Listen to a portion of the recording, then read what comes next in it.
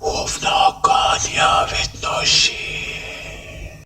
New video and updates کے لیے bell icon پر press کریں اور آل پر سیٹ کریں۔ شروع کرتے ہیں اللہ کے بابرکت نام سے جو بڑا مہربان اور نہایت رحم والا ہے۔ تمام تعریفیں میرے اللہ رب العزت کے لیے ہیں۔ خوفناک کہانیوں کے معزز ناظرین کو میری طرف سے السلام علیکم۔ امید کرتی ہوں آپ سب لوگ خیریت سے ہوں گے، جہاں ہوں گے خوش ہوں گے۔ آج آپ لوگوں کے لیے میں بہت ڈراؤنی کہانی لائی ہوں جسے آپ لوگ بہت پسند کریں گے۔ آج کی پہلی خوفناک کہانی ذوالفقار شیئر کر رہے ہیں۔ ذوالفقار کہتے ہیں آج آپ کے ساتھ نانا جی کی بتائی ہوئی سردیوں کی ایک خوفناک کہانی شیئر کرنا چاہتا ہوں۔ تب کی بات ہے جب بہت سخت سردی تھی، کورا پڑ رہا تھا تو نانا جی ہمارے پاس رہنے کے لیے آئے۔ ہم لوگ اپنے گھر کے کچے کچن میں بیٹھ کر آگ جلا کر نانا جی سے دیر رات کے خوفناک قصے کہانیاں سنا کرتے تھے۔ باتوں باتوں میں قبرستان کے قصے چھڑ گئے تو نانا جی نے یہ کہا کہ قبرستانوں میں بہت سی ایسی مخلوقات رہتی ہیں جو انسانوں پر بھی حملہ کرتی ہیں، اور ایسی مخلوقات بھی پائی جاتی ہیں، ایسی چڑیلیں آفتے اور جنات بھی پائے جاتے ہیں جو مردے کھاتے ہیں۔ ہم لوگوں کو یہ بات سن کر بہت ڈر لگا۔ تبھی نانا جی نے بتانا شروع کیا کہ ایک دفعہ شاہ صاحب اور میں ہم لوگ بیٹھے ہوئے تھے، بہت سخت سردی کی شام تھی، تو ایک نوجوان ہمارے پاس آیا۔ وہ قریبی کسی گاؤں کا تھا اور آ کر یہ کہنے لگا کہ میری مدد کیجئے، میری جان بچا لے، میں بڑی مصیبت میں ہوں، بہت دور سے آپ کے بارے میں سن کر آیا ہوں۔ وہ بہت گھبرایا ہوا تھا۔ ہم لوگوں نے اسے بٹھایا، پانی وانی پلایا۔ شاہ صاحب نے کہا کہ تفصیل سے بتاؤ تمہیں کیا ہوا ہے اور کس چیز سے تمہاری جان بچا لے۔ تو وہ بار بار یہ کہہ رہا تھا کہ وہ چڑیل آفت مجھے مار دے گی۔ شاہ صاحب نے کہا کون چڑیل آفت، کس کی بات کر رہے ہو، کون تمہارے پیچھے لگا ہوا ہے؟ اس نے یہ کہا کہ آج سے 6 ماہ پرانی بات ہے، رات کا ٹائم تھا تو میں اپنے ڈیرے سے واپس آ رہا تھا۔ ڈیرے سے ہم لوگوں کی پانی لگانے کی باری تھی، تو جب میں ڈیرے سے واپس آ رہا تھا تو راستے میں ایک قبرستان بھی پڑتا تھا جو ہم لوگوں کے گاؤں کا ہی قبرستان ہے۔ جب میں قبرستان کے پاس سے گزر رہا تھا تو میں نے ایک قبر کے پاس کسی کو زمین پر جھکے ہوئے دیکھا، جیسے کو قبر کے اندر جھانک کر دیکھ رہا ہے۔ تو مجھے یہ دیکھ کر بڑا تعجب ہوا کہ بھلا یہ کون ہے جو قبر کے اندر جھانک کر دیکھ رہا ہے، کہیں یہ کوئی مردے کو نکال نہ رہا ہو۔ تو میں نے تیزی سے اس کی طرف بڑھا اور اس سے پوچھنے لگا کہ تم کون ہو اور یہاں پر کیا کر رہے ہو؟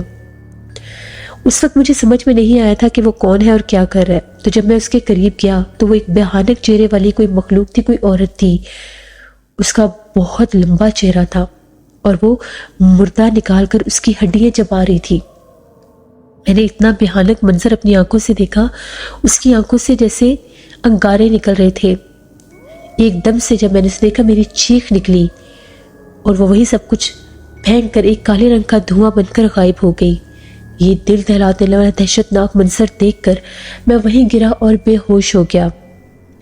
فجر کے ٹائم جس وقت گاؤں کے لوگ نکلے، نمازی نماز پڑھنے کے لیے جانے لگے، گورکن بھی جاگا تو مجھے بے ہوش دیکھا تو اس نے یہ سمجھا کہ شاید کوئی مر گیا ہے جو یہاں پر گرا ہوا ہے۔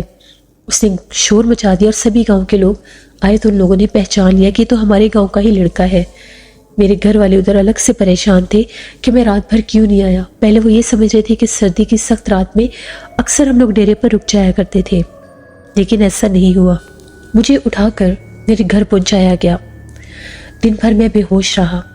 شام کے وقت کہیں جا کر مجھے ہوش آیا تو میں گھر والوں کو دیکھ کر بہت زیادہ سہما اور ڈرا ہوا تھا۔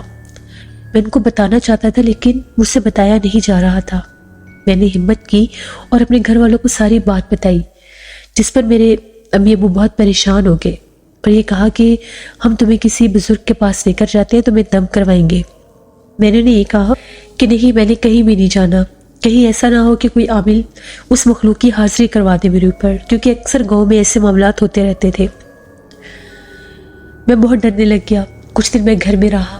5-6 دن کے بعد دوبارہ میں اپنے کھیتوں کی طرف گیا۔ مغرب کا ٹائم تھا۔ وہاں سے واپس آ رہا تھا تو گاؤں کے راستے کے اوپر سنسان کچی سڑک پر درختوں کے درمیان میں نے ایک بہت قداور مخلوق کو کھڑے دیکھا۔ پہلے مجھے لگا کہ میرا وہم ہے۔ جب میں اس کے پاس سے گزرنے لگا تو اس کی بھیانک آواز سنی اور وہ یہ کہہ رہی تھی کہ میں تمہیں نہیں چھوڑوں گی، میں تمہیں مار دوں گی، میں بہت دنوں سے تمہارا انتظار کر رہی ہوں اور تم آج اس طرف آئے ہو۔ یہ سننے کی دیر تھی، میں نے وہاں سے بھاگنا شروع کر دیا اور میں شور مچاتا ہوا جا رہا تھا۔ جیسے میں نے بھاگنا شروع کیا تو ایک کالے رنگ کا کتا میرے پیچھے لگ گیا۔ بڑی مشکل سے جان بچا کر میں گھر پہنچا۔ اب میری حالت ایسی ہو گئی تھی کہ ایک ماہ اپنے گھر سے باہر میں نہیں نکلا۔ میرے اوپر ایک خوف طاری ہو گیا تھا۔ ایک ماہ میرے ساتھ جب میں گھر میں رہتا تھا کوئی ایسا واقعہ پیش نہیں آتا تھا۔ ایک ماہ کے بعد رات کا ہی وقت تھا، فروری کی راتیں تھیں، تو میرا ایک دوست آیا، دروازہ کھٹکھٹایا، گھر والوں نے پوچھا تو اس نے مجھے بلایا کہ شاہ زیب کو باہر بھیج دے۔ تو جب میں اپنے گھر سے باہر نکلا تو باہر میرا دوست کھڑا تھا، لیکن میری طرف کمر کر کے مجھے یہ کہنے لگا کیا وہ تمہارے ڈیرے پر جانا ہے؟ تو میں نے اسے کہا کہ کیوں، میرے ڈیرے پر کیوں جانا ہے؟ میں نے نہیں جانا۔ تو آگے سے یہ کہنے لگا کہ مجھ سے ڈرنے کی ضرورت نہیں ہے، میرے ساتھ تو چلو، بھلا میں نے تمہیں کیا کہنا ہے؟ میرا دوست آج تک ایسے میرے سے بات نہیں کر سکتا تھا۔ جیسے اس نے ایسا کہنا شروع کیا کہ چلو میں تمہیں کچھ نہیں کہوں گا، تم میرے ساتھ چلو، ساتھ ہی ہنسنے لگا اور پھر یہ کہنے لگا تم تو ابھی سے ہی ڈر کے ہو، کچھ نہیں ہوتا، آؤ میرے ساتھ۔ اس کی آواز میں مجھے ایک عجیب سی شیطانی اور شرارت محسوس ہو رہی تھی۔ میں نے اسے یہ کہا کہ مجھے نہیں جانا، تم جاؤ یہاں سے۔ تبھی اس نے ایک دم سے کہا کہ تم چلتے ہو یا میں تمہیں لے کر جاؤں؟ میں نے کہا نا تمہیں کچھ نہیں کہوں گی۔ مردانہ روپ میں عورت کی طرح اس نے جب بولا تو میں سمجھ گیا کہ یہ کوئی اور مخلوق ہے۔ دروازہ کھلا تھا، میں تیزی سے اندر بھاگا۔ مجھے اس طرح سے بھاگتا دیکھ میرے والد صاحب باہر آئے اور کہنے لگے کہ کیا ہوا ہے؟ میں نے یہ کہا کہ وہی مخلوق مجھے بلانے آئی تھی میرے دوست کے روپ میں۔ میرے ابو بھاگتے ہوئے باہر گئے تو باہر کوئی بھی نہیں تھا۔ ایک کالے رنگ کا بھیانک کتا ہم لوگوں کی گلی کے کونے پر کھڑا تھا۔ وہ کتے کے روپ میں اسی ٹائم اپنا آپ ظاہر کر کے وہاں سے بھاگ گیا۔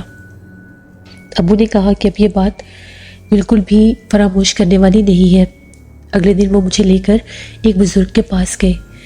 اس بزرگ نے مجھے ایک تعویذ دے دیا اور یہ کہا کہ وہ پچھل پیری تمہارے پیچھے لگی ہوئی ہے، وہ ایک چڑیل ہے، ایک بدرو ہے جو مردے کھاتی ہے۔ آج تقریباً 5-6 ماہ ہو چکے ہیں۔ اس تعویذ کے باوجود وہ مخلوق مجھے اب بہت تنگ کرنے لگ گئی ہے۔ اب وہ مجھے ہمارے گھر میں بھی نظر آتی ہے۔ جیسے ہی رات ہوتی ہے تو مجھے اپنے کمرے سے رونے کی آوازیں آتی ہیں۔ جب میں گھر والوں کے پاس جا کر سوتا ہوں تو مجھے گھر والوں کے روپ میں وہ باہر شہر میں چلتی پھرتی نظر آتی ہے۔ میں نے بہت کوشش کی ہے، میں بہت سے اور بھی بزرگوں کے پاس گیا ہوں، لیکن وہ مخلوق میرا پیچھا نہیں چھوڑ رہی۔ میری مدد کرے۔ مجھے آپ کے بارے میں گاؤں کے ہی کسی شخص نے بتایا تھا کہ آپ ہی میری مدد کر سکتے ہیں۔ وہ مجھے بہت تنگ کرتی ہے، 1 سے 2 بار اس نے میرے اوپر حملہ بھی کیا ہے، مجھے سوئے ہوئے کو اٹھا کر چارپائی سے نیچے بھی پھینکا ہے، اور کبھی کبھی چاند کی مخصوص راتوں میں میرے چہرے کے اوپر اس طرح سے پنجوں کے نشان ہوتے ہیں کہ جیسے کسی جانور نے میرے چہرے کو نوچنے کی کوشش کی ہے۔ مجھے جلن محسوس ہوتی ہے، صبح اٹھ کر دیکھتا ہوں تو میرے چہرے پر نشان ہوتے ہیں اور میری کمر پر بھی۔ شاہ صاحب نے اس کو حوصلہ دیا اور یہ کہا کہ اللہ انشاءاللہ تمہارے لیے بہت بہتر کرے گا، تمہیں پریشان ہونے کی ضرورت نہیں ہے۔ شاہ صاحب نے کہا کہ تم ادھر ہی بیٹھو۔ پانی منگوایا۔ شاہ صاحب نے اس کو پانی دم کر کے دیا اور کہا کہ یہ پانی پی لو۔ جیسے اس نے پانی پیا اسے کچھ سکون محسوس ہوا۔ اس وقت بھی وہ یہ کہہ رہا تھا کہ جب میں آپ کی طرف آ رہا تھا تو راستے میں 2 سے 3 بار میرا ایکسیڈنٹ ہونے لگا تھا اور میں بامشکل بچا ہوں۔ بار بار میری سائیکل کے آگے کوئی کالے رنگ کا پردہ آ جاتا تھا اور میں 2 سے 3 بار پل سے نیچے گرتا ہوا بچا ہوں۔ اگر میں گر جاتا تو شاید میں اس گہرے پانی میں چلا جاتا اور پتہ نہیں میرے ساتھ کیا ہوتا۔ شاہ صاحب نے اسے تسلی دی کہ تمہیں کچھ نہیں ہوگا، وہ مخلوق تمہارے پیچھے لگی ہوئی ہے کیونکہ تم نے اس رات کو اس کے اصل روپ میں اس کو دیکھ لیا تھا۔ تم اس کی طرف بڑھے، اس وقت وہ وہاں پر اپنی خوراک لینے آئی تھی، اسی لیے وہ تمہارے پیچھے لگ گئی ہے۔ پھر شاہ صاحب نے اس کو کہا کہ تم تھوڑی دیر انتظار کرو۔ عشاء کے بعد شاہ صاحب نے ایک تعویذ اس کو دیا اور یہ کہا کہ یہ تعویذ اپنے گلے میں پہن لو اور ایک تعویذ جو ہے اپنے گھر میں جا کر اپنے دروازے کے باہر کیل کے ساتھ لگا دو، کبھی بھی وہ تمہارے گھر کے باہر یا تمہارے قریب نہیں آ سکے گی۔ پھر اس لڑکے نے ایسا ہی کیا، وہ چلا گیا۔ اس کے بعد شاہ صاحب نے مجھے یہ بتایا کہ اس کے پیچھے جو چڑیل آفت لگی ہوئی تھی وہ ایسی بلا ہے جو انسانوں کو بھی کھاتی ہے۔ بعض اوقات کسی انسان کے پیچھے جب یہ چڑیلیں لگ جاتی ہیں، ان پر اپنا بسیرا کر لیتی ہیں، تو پھر ان کو بہت اذیتیں دیتی ہیں۔ بالآخر وہ انسان مر جاتے ہیں اور پھر وہ جنات، وہ چڑیلیں آفتیں ان کے مردہ جسموں کو بھی قبرستانوں سے نکال کر کھا لیتی ہیں۔ بہت سے لوگ کہتے ہیں کہ ان کا بسیرا نہیں ہوتا قبرستانوں میں، لیکن جنات قبرستانوں میں پائے جاتے ہیں، بلکہ جنات کی کوئی ایسی خاص قسم ہوتی ہے جو قبرستان میں پائی جاتی ہے، جو رات ہوتے ہی وہاں پر بھٹکنا شروع کر دیتے ہیں۔ پھر ایسی قبریں جو بہت قدیم اور پرانی ہو جاتی ہیں اور لاوارث ہو جاتی ہیں، وہاں پر کوئی آتا جاتا نہیں ہے، ان کی دیکھ بھال نہیں کرتا، پھر وہاں پر وہ جنات اپنا بسیرا کرنے کی کوشش کرتے ہیں۔ نانا جی کہتے ہیں اس کے بعد وہ جو لڑکا تھا 1 ماہ کے بعد پھر آیا اور آ کر یہ کہنے لگا کہ میری شادی ہے، میرے گھر والوں نے میرا رشتہ طے کر دیا ہے، جب سے میں آپ سے وہ تعویذ لے کر گیا ہوں، گلے میں پہنا ہے اور ایک گھر کی چوکھٹ پر لگا دیا ہے، دوبارہ سے مجھے کبھی بھی وہ نظر نہیں آئی، یہاں تک کہ میں ڈیرے پر بھی جاتا ہوں وہاں سے بھی مجھے کبھی وہ نظر نہیں آئی۔ لیکن ایک بار ایسا ہوا کہ میں رات کے وقت زمین پر پانی لگانے کے لیے گیا تھا، میرے ساتھ میرے والد صاحب بھی تھے، تو ہم نے قبرستان کے پاس سے اسی مخلوق کو گزرتے دیکھا تھا۔ تبھی میرے ابو نے آیت الکرسی پڑھنا شروع کر دی، لیکن وہ میری طرف نہیں آئی دوبارہ۔ خواب میں مجھے وہ ضرور نظر آئی تھی۔ خواب میں اس نے مجھے یہ کہا تھا کہ اب میں تمہارے قریب نہیں آ سکتی، جو حفاظت کی چیز تمہارے پاس ہے، جس دن جس زمانے تمہارے گلے سے یہ اتری، اس دن میں تمہیں زندہ نہیں چھوڑوں گی۔ میں نے اس تعویذ کی بہت حفاظت کی ہے، میں آپ سے اجازت لینا چاہتا ہوں کہ میرے گھر والوں نے میری شادی طے کر دی ہے، اگر میری شادی ہوگی تو وہ مخلوق مجھے نقصان تو نہیں دے گی۔